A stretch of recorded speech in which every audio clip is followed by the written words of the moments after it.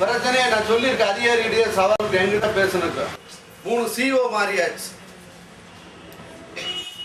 பயிலோட நிலைமை என்ன?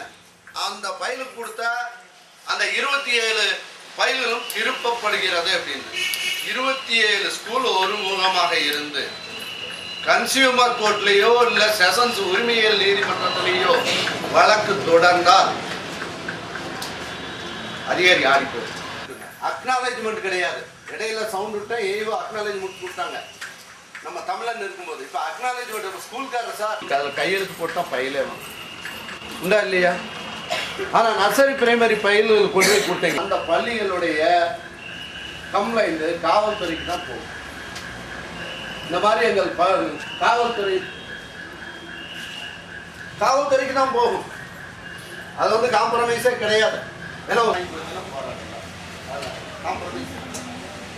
நம்ம ஏன் அப்படியே அதிகாரிகள் அப்படியே அரவணைச்சு போகணும்னா அதிகாரிகள் நம்ம கிட்ட